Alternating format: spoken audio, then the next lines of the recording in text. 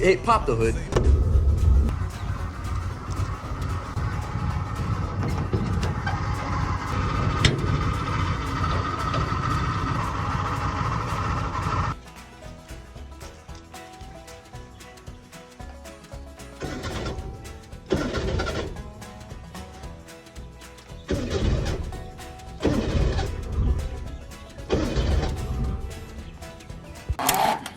आप भी ठीक करके देता हूँ।